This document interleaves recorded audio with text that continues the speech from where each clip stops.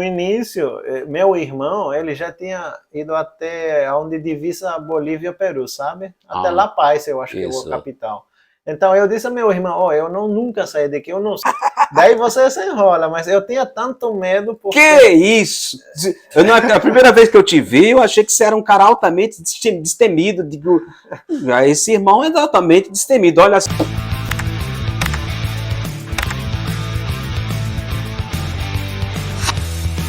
Muito bem, meus amigos, mais uma vez estamos aqui no nosso humilde podcast. Nós temos aqui um convidado muito especial, né? De fora aqui do nosso solo pátrio.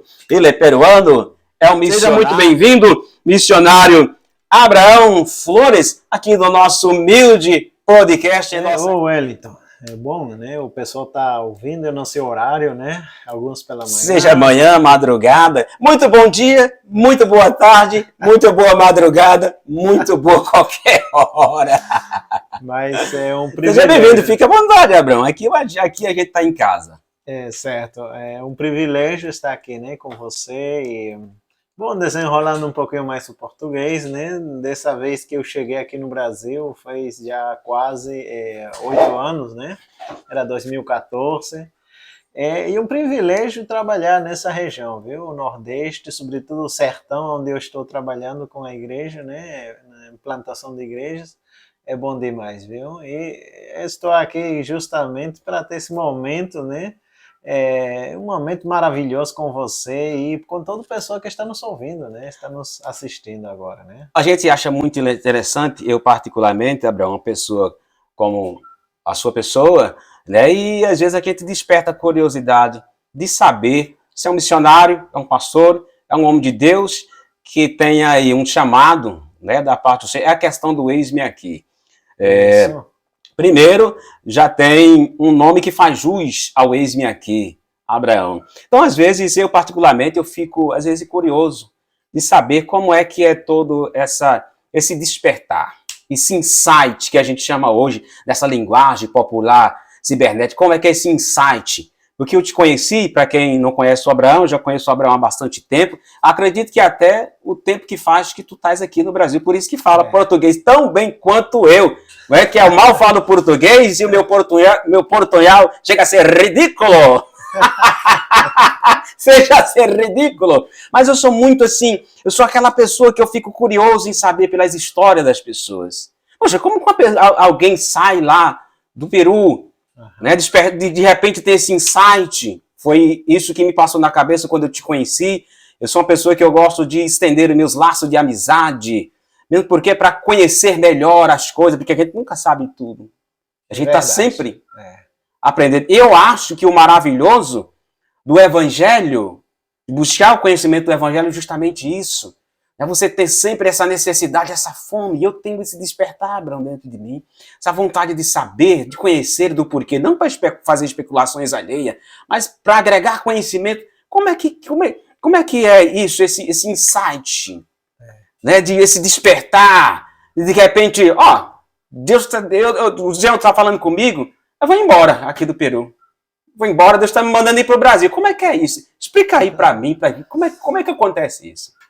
Às vezes, né, a gente que já está na igreja, né, convertido, às vezes já tendo anos no Evangelho e tudo isso, ainda achamos que o chamado de Deus é algo sobrenatural, algo que de alguma maneira vai Deus lhe falar através de sonhos, um anjo vai lhe aparecer. Como para Moisés, lá na sarça ardente, Moisés! Isso, né? A gente às vezes ainda tem esses pensamentos. Na verdade, nesse tempo não tinha a palavra de Deus, né? Como a gente tem hoje em dia, né? Como Cristo tem nos deixado, né? E obviamente, claramente a gente vê na grande comissão, né, para todo discípulo, né, que todo convertido se torna um discípulo, e todo discípulo tem esse chamado, vamos dizer assim, do ide, né, ide e fazer discípulos, né, de ir pregar o evangelho. Na verdade, Wellington, assim, eu não teve um encontro onde, vamos dizer assim, eu sonhei no Brasil, ou eu sonhei fazendo alguma coisa, uma visão assim, não. Tive aquela revelação. Não. Na verdade, foi mais de obedecer, né, obedecer o mandato dele, do que ter alguma outra coisa extra, né, vamos dizer assim, fora do comum. Eu simplesmente, eu disse assim, né, eu me lembro ainda, quando tinha 20 anos, eu me converti, e após a minha conversão, eu disse, oh meu Deus, 20 anos perdidos, eu vou lhe dar pelo menos 10 anos da minha juventude, Uau, né, para uau, lhe servir. sensacional. 10 anos onde eu não vou estar pensando nas minhas coisas, né, ou formar família, qualquer coisa minha, Glória a senão Deus. lhe servir, né. Obviamente, para eu servir a ele, precisava conhecer a ele. Aí comecei a ler a Bíblia de verdade, né? Comecei a refletir, meditar e aplicar. Nesse processo, Deus foi mexendo no meu coração, na minha mente. Eu me lembro ainda que nesse tempo, dos 20 até os 23 anos, eu era professor, né? Eu estudei ciências da educação, né? Eu sou professor. Eu era professor de um colégio lá, um colégio Batista, lá no Peru, e mexia muito na minha mente. Eu vou fazer o que da minha vida? Será que vou ser professor o resto da minha vida? Mas quando eu ia lendo a palavra, Deus foi realmente, vamos dizer assim, me chamando para fora, né? Eu entendi que eu Você foi começando precisava. a sentir Isso. esse entusiasmo, esse interesse. Isso, de ser como Cristo, de fazer aquilo que ele fez. E, bom, era essa compaixão, começar a olhar o povo perdido, e eu começar a ver que eu tinha a minha profissão e que eu precisava servir a ele com tudo aquilo que eu tinha. Aí eu disse, eu faço o quê? Eu sou professor e aqui tem muitos professores. Eu comecei a pesquisar na internet que lugares onde precisavam da minha profissão, aí comecei a ver, né, Índia, outros países que tem 25% de analfabetos, tudo isso foi me puxando para fora, né? Ou seja, Deus começa a despertar dentro de nós esse interesse. Isso, esse interesse, desejo, vontade do ID, Olha. né? De servir a Ele com aquilo que nós temos. Isso. Aí foi começando, e eu comecei a ter mais comunhão com Cristo, orar mais, ler a Bíblia e coloquei em prática. Obviamente, no meu contexto lá no Peru, comecei a colocar em prática a sua palavra, quer dizer, compartilhar o evangelho, comecei a trabalhar já com minha profissão como professor, né? Na escola bíblica, com criança, adolescente, jovem, comecei a me involucrar na igreja local. E Deus foi trabalhando, passou 3 anos, né? E nesses 3 anos Deus foi realmente me incomodando demais, como me dizendo, ó, eu quero você lá fora. Eu quero você para ir nos lugares menos alcançados. Esse incômodo foi ardendo cada vez mais. Isso. Eu não acreditava, eu dizia, não, Deus, é emoção demais isso aqui, eu estou lendo a Bíblia demais. Mas quando eu colocava no balanço, como se diz, né? O que pesa mais? Aí, o que eu queria ser professor da universidade, né? Como chama lá, catedrático. Eu era professor já do colégio, mas eu queria ensinar na faculdade, né? Estudar psicologia, direito, assim, né? Crescer nessa área acadêmica para ser professor. Eu queria estudar teologia, mas para ficar lá. Eu não tinha motivação para sair para fora, né? Brasil, muito menos. Eu não sabia português, eu não tinha família, nada, nenhum interesse mesmo, de nenhum país, na verdade, né? Minha motivação era lá no Peru, né? Só que quando Deus foi colocando esse desafio, eu acho, e eu fui aceitando e trabalhando nisso, era no balanço aí. O que eu quero, o que Deus quer.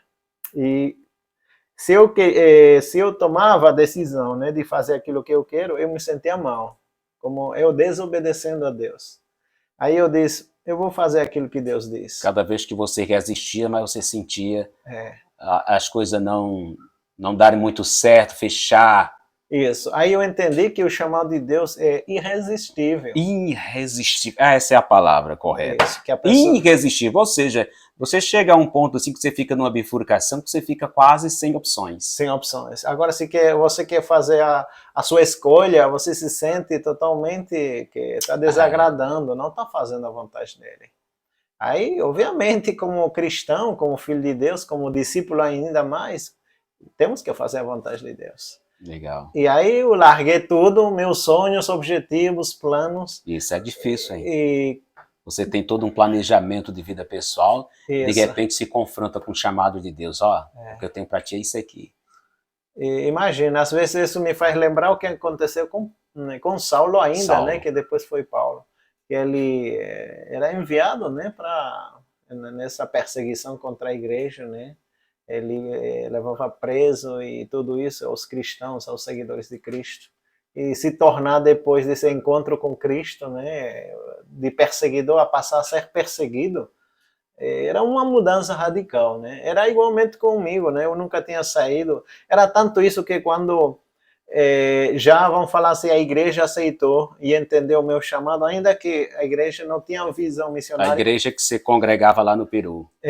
Hoje em dia eles têm, porque eu estou assim, né? Tendo contato, compartilhando missões, eles já têm uma certa visão de missão. Esse tempo não. E também o resultado que veio da parte de Deus na tua vida, depois que você saiu de lá para cá, porque o que convence as pessoas são realmente resultados. A experiência missionária. A experiência missionária. Isso que aconteceu na tua vida. Mas no início, meu irmão, ele já tinha ido até onde divisa Bolívia e Peru, sabe? Até La Paz, eu acho que é a capital. Então eu disse ao meu irmão, eu nunca saí daqui, eu não sei. Eu falo para ele, eu vou me perder. Eu já tinha 24 anos, sabe, nesse tempo. Olha só. E ele disse, eu vou te acompanhar até a fronteira. Daí você se enrola, mas eu tinha tanto medo porque... Que isso? A primeira vez que eu te vi, eu achei que você era um cara altamente destemido. Digo, esse irmão é altamente destemido. Olha só, irmão. Não. Aquele versículo, aquela parte que você está falando aí, tá me vindo um insight aqui da parte de Deus. Aquele versículo que Deus chama o Jeremias, capítulo 1, verso 4. Que ele diz, ó, eis que antes que fosse formado no ventre de tua mãe, as nações já te constituí por profeta. E o Jeremias, ele tinha ali umas, eu não diria que fraqueza, mas algumas deficiências pessoais. Ele dizia, eu sou uma criança, não sei falar, como que eu vou enfrentar? E Deus já tinha falado para ele, que tinha levantado ele como profeta para enfrentar os reis e os magistrados. Deus estava falando, ó, é gente poderosa. Eu vou te enviar para nações poderosas. E ele disse, mas como? Eu estou cheio de debilidades humanas, eu estou cheio além de fraqueza, de deficiências culturais, pessoais. Aí Deus dá uma resposta para ele. O quanto que tu está falando aí, isso é interessante e poderoso. Porque a gente sabe que Deus cuida. A gente sabe que Deus capacita, sim, mas até tu colocar o pé fora do barco para pular, para andar sobre as águas, aí onde está o que da coisa. Por isso que eu tô achando interessante isso daí. Eu acho que tem que ter essa fé, como Pedro andou. Como né? Pedro, tem que botar o pé. Isso, Deus não vai garantir tudo, né? Eu acho, Abraão, que assim, hoje eu vejo boa parte da igreja ou daqueles que são chamados um pouco inerte, meio que sabem do chamado, meio que tem convicção do que Deus chamou, mas eu acho que ficam parados, neutralizados, justamente nesse desafio que tu tivestes e que muitos homens da parte de Deus na Bíblia tiveram.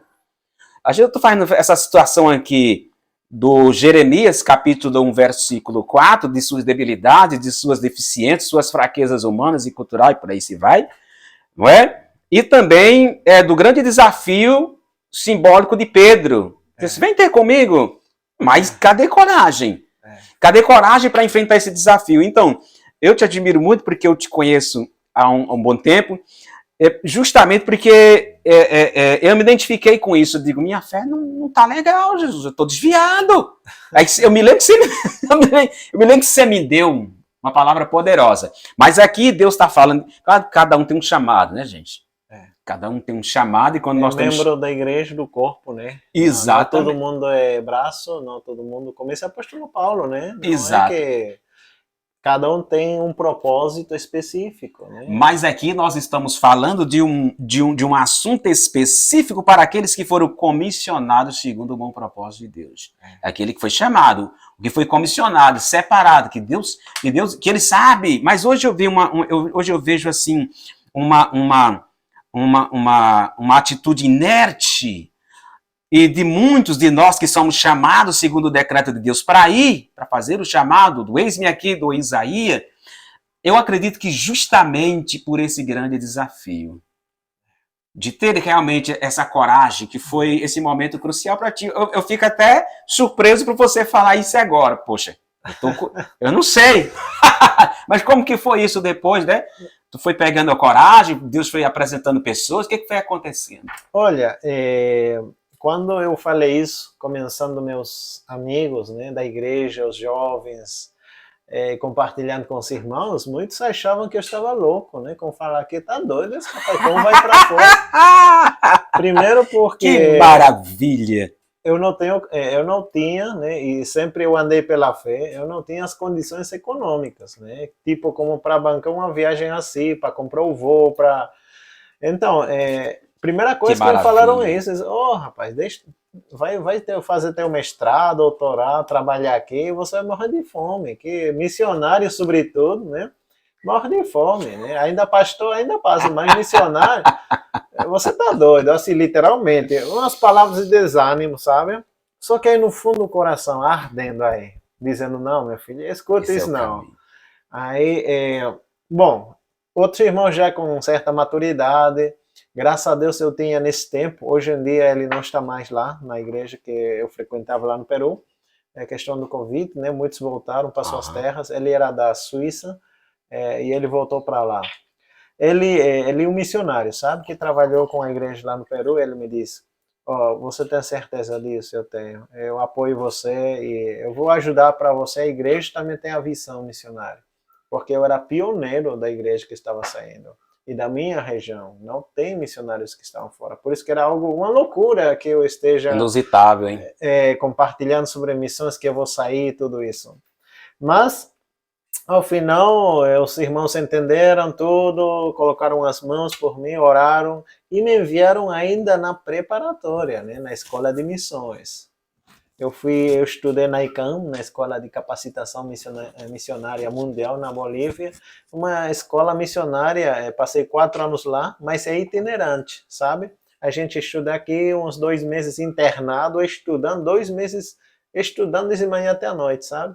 Final de semana faz tipo um estágio, né, nas igrejas que estão perto, a gente vai ajudando, mas passa 2 meses. Depois mergulho intensivo mesmo. Intensivo. Depois desses 2 meses, a gente tem 3 meses de estágio. Em alguma igreja, agência missionária, ou... normalmente a mim me enviavam nas tribos, lugares mais afastados, sabe? Para a gente saber realmente que o chamado que a gente... Se realmente é aquilo mesmo. É aquilo mesmo, sentir a convicção, puxa, é isso mesmo que eu quero. Isso, porque isso muitos às vezes se emocionam, dizem, viajar, isso, achando que isso é turismo, mas quando não é o chamado de Deus, na verdade, não persevera. Tem muita gente enganada com isso. Hein? Isso. Então aí muitos dos meus colegas, não só peruanos, eram bolivianos, argentinos, tinham brasileiros, um deles era daqui de Recife, se eu me lembro bem. E, bom, a gente estudava, era enviado para fazer estágio como Cristo. Ele enviava 2 em 2 nas aldeias. E ele ainda dizia, né, não levem comida, alimento, nada, vão assim. Porque Deus, ele cuida, né? Ele apresenta aquilo que precisamos. Ele vai providenciar alimento, vestimenta, comida. Eu saí desse jeito da Bolívia para o Peru. Passei a estudar e estagiar, né? Na Bolívia, Argentina, Paraguai, eu fui rodando. Bom, nesse tempo tinha alguns professores, sobretudo da área de missões, que eles passaram anos na Índia, né? Tinha um professor que era da Malásia, assim, professores que contam as experiências missionárias além da teoria. E já tinha uma bagagem, uma experiência vivida. Pronto, isso aí me fez entender realmente que Deus estava me chamando para a missão. Te ajudou bastante, você encontrou as respostas. Isso, e talvez estivesse faltando para completar ali. Não faltando, mas para completar a tua isso, e para entender realmente o que é missões. E Pronto, isso foi, como se diz, não só confrontando, fortalecendo o chamado. Fortalecendo. Então, e não tinha dúvida. Eu lembro que passei ainda 2 anos, são 4 anos, sabe? Quando ainda era a metade, 2 anos, aí tive uma oferta lá no Peru de um seminário para fazer teologia, para fazer, para ser pastor lá, tudo isso, bolsas de estudo. Eu não, assim, era a minha escolha de, né, aceitar ou então continuar no chamado de Deus. Eu disse, não, eu entendi qual é o chamado de Deus. E terminei a escola de missões, e aí Deus foi abrindo, né, as portas para vir aqui no Brasil, né. Na verdade, Wellington, como eu já tinha compartilhado, né, sobre o chamado mais para lugares menos alcançados, né. Eu oro pela Índia, Paquistão, todos esses países islâmicos, sobretudo, hinduístas, países menos alcançados. Eu entendo e acredito que estou na estrada, eu não sei que tanto tenha avançado, mas o que arde ainda aqui no fundo é isso. Lugares onde nunca ouviram o Evangelho, nunca ouviram falar de Jesus. Não tem nem Bíblias, não tem lugares que realmente precisam, né, de pessoas, de cristãos, de discípulos, que precisam de nós, né, na verdade. Isso está aqui, né, e a gente está aqui aprendendo, aqui no Brasil, na verdade.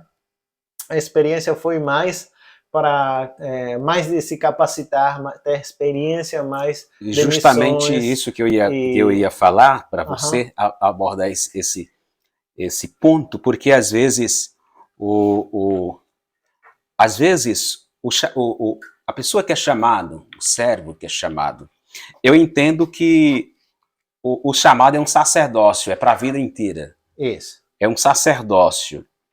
E eu entendo, pelo que eu leio, pelo que eu vou entendendo de um chamado, que é um processo de aprendizado. Ou seja, às vezes eu tenho um desejo de fazer missões na Índia, lá no Oriente Médio, onde você citou, em países islâmicos, em países em que o evangelho é tratado de uma forma muito opressora, que é difícil hoje. E as extremas necessidades hoje são desses países, são desses lugares. África e por aí se vai. Então, você citou um ponto em que as pessoas às vezes têm a questão do encanto emocional. Então, eu fiquei, quando chegava nas igrejas, Deus usava os profetas, você é um missionário. Aí me subia aquele encanto, sou missionário de Deus. Mas depois eu entendi que é um processo que tu vai aprender. Eu tenho vontade de fazer missões na Índia, mas eu entendi que essa preparação é todo um processo que vai desde a aprendizagem didática, a experiência, a vivência. Bom, eu não sei se é assim, é mais ou menos por aí? Eu acredito que, como Deus é onisciente, Ele conhece totalmente a nós, Ele trabalha desde quando... Talvez desde antes que a gente nasce. Sem atrapalhar teu raciocínio. Ou simplesmente eu tiro um passaporte, compro a passagem para Índia e vou. Não é tão fácil assim.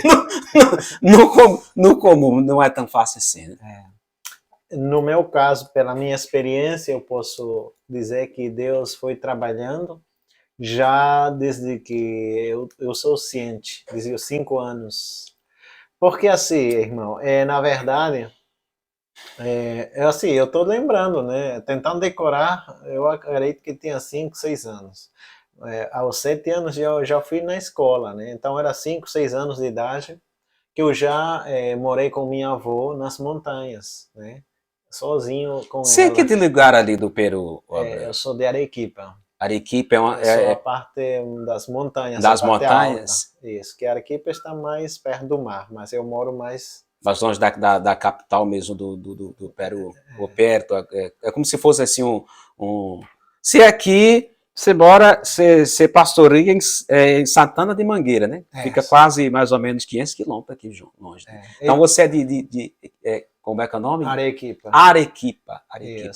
Região montanhosa do Peru. É uma região montanhosa, né? Que a cidade está perto do mar, só que é como aqui tem cidades no interior, né? Isso. A gente tem povoados que estão nas montanhas. Nas montanhas. Então, o que Sim. acontece? Desde essa idade, longe de mãe, né? A meu pai nem conheço, né? Que ele faleceu quando eu era ainda bebê, né? Ah. Então, mas eu longe da minha mãe e os meus irmãos, só com minha avó, né?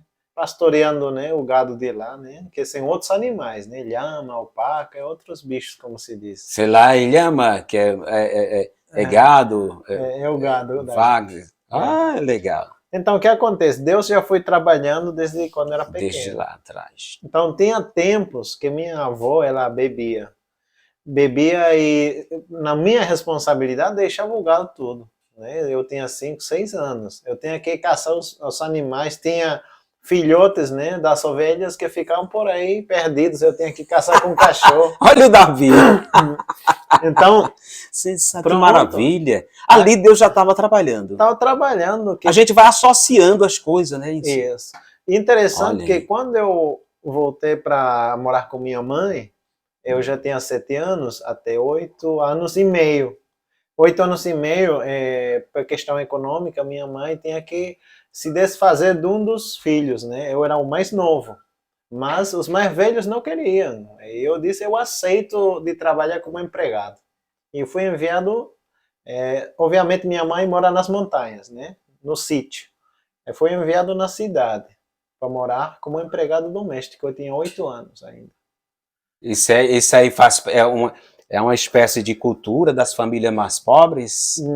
Ou foi por questão de necessidade mesmo? Necessidade. Normalmente as famílias que têm muitos filhos têm que empregar os filhos. Eu entendo. Porque não tem condições.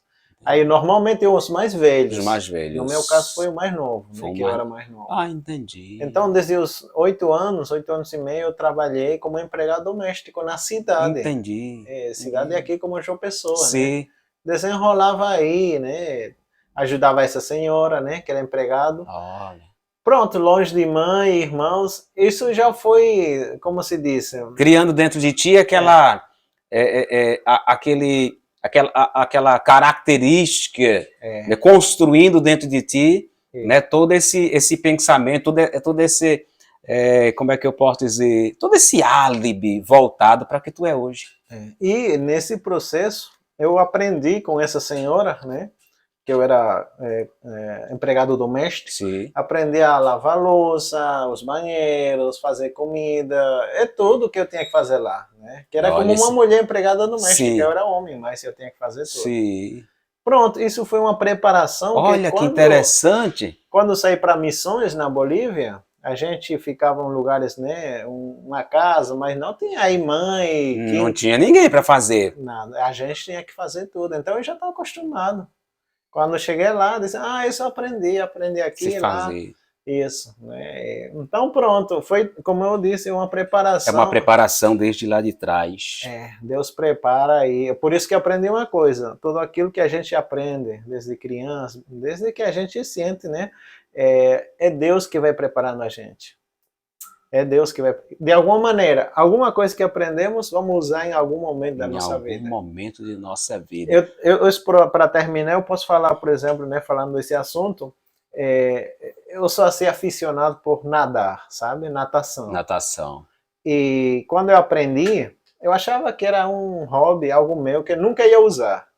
Assim, para alguma coisa... Olha, presta atenção, isso é interessante, gente. Tudo que nós, uma vez... Deus permite, a gente até inconscientemente a gente aprende aquela habilidade, às vezes a gente não tem ideia do que aquilo pode ser muito importante. Isso. E assim, teria muitas anedotas aqui para contar, mas contando uma delas, eu estava na Bolívia, era 2011, e nós fomos enviados a uma comunidade indígena. E aí a gente estava evangelizando, éramos dois, né? Um missionário argentino e eu, né? Os dois lá, evangelizando, trabalhando com crianças, tudo isso. Ainda estávamos estudando no seminário, mas era 3 meses de estágio, né? O que acontece? O Federico, que ele era argentino, ele era mais grandão, né? Eu sou pequenininho, tamanho dele. Sim. E era forte. Só que ele não sabia nadar e eu não sabia. E lá nas comunidades indígenas, é quase como os ribeirinhos, né? Tem rios. A gente tem a canoa para atravessar, tudo isso. E o que acontece? O rio aumentou e a canoa estava afundando. E eu sabia nadar. Eu procurei um pau, assim, tentei, né, segurar a canoa. Estava dando um jeito, só que ele não sabia. E ele veio atrás de mim para tentar ajudar e ele afundou. E eu vi, era 1 metro de distância, ou 2 metros mais ou menos. Ele, e eu vi só a sua mão, né, sumindo na água. Aí eu disse, e agora, rapaz? E eu não tenho muita experiência nisso, porque nas montanhas não tem rios desse jeito, como na Amazônia. Aí eu fui mergulhar por baixo e procurar ele. Achei ali as pernas dele, carreguei, tentei puxar para fora, que a cabeça dele fique fora, Sim. né? E fui tentando sair na beira, né? No lado seco. E a gente avançou, o rio forte, né? E consegui tirar ele do rio. Que experiência forte, hein? Isso. E eu não tive nem temor, sabe? Porque o temor seria eu ia morrer afundado aí dentro. Exato. Né? Porque ele era pesado, era grande. Mas é a convicção, foi pura intuição ali de fazer e não pensou em outra coisa. Não, outra coisa não. Só a questão de salvar a vida dele. E, bom, eu acho que o que me ajudou, que eu gostava muito de mergulhar e ficar bastante tempo dentro da água. Dentro da água. Demorava 2 a 3 minutos. Então era esse lapso, justamente esse trecho que eu fui até chegar até o extremo. Aguentar lá dentro uns 3 minutos para levar o amigo, né? E às vezes a gente vendo essa experiência que você está falando aí, o como Deus, ele tanto tem acesso ao futuro, como Deus trabalha nos detalhes, e às vezes uma habilidade que a gente está desenvolvendo, ou está fazendo inconscientemente, como eu estava falando aí, pode ser de extrema relevância aí lá na frente, para ser usado lá na frente. Então, muito bem, meus irmãos, meus amigos, nós estivemos aqui com o missionário Abrão Flores, foi muito bom essa conversa a respeito do chamado de Deus, que hoje eu vejo a cada dia mais difícil para que nós, como servo, dispenseiro da parte de Deus, viemos entender o chamado de Deus e cumprir o seu propósito. Mas foi muito bom tê-lo aqui, agregando conhecimento, destravando muita coisa na nossa cabeça. Muito obrigado, foi bom demais ter você aqui, junto aqui no nosso humilde podcast. A gente espera que numa próxima oportunidade você possa aí abranger muito mais aí da sua experiência. Muito obrigado, viu, Wellington? É um prazer, na verdade, compartilhar experiências missionárias. Ainda eu sou muito novo, né? Eu não tenho uma bagagem assim, muita coisa para contar, mas nesses 36 anos Deus tem trabalhado e tem norteado, como se diz, né? Dado a direção da minha vida. Eu acredito, né, para encerrar, que nós, hoje em dia, talvez precisamos escutar mais a Deus e obedecer. Não existe um chamado sobrenatural, como falamos, mas existe uma obediência. O que aconteceu comigo, eu disse, eu vou obedecer. É o eis-me aqui imediato. Imediato. E aí a gente consegue entender a vontade de Deus e, consequentemente, a gente começa a andar nesse propósito, né? E aí a gente descobre qual é o propósito que Deus tem para cada um de nós. É isso, né? Então, foi uma introdução, talvez, a um assunto muito legal. É bastante para falar. Bastante vasto, são muita coisa, muito assunto legal. Então, muito obrigado e até a próxima, querendo Deus, aqui no nosso Deus Pode Destrava Tudo! Muito obrigado e até o próximo podcast, Assim Querendo Deus. Deus te abençoe. Valeu.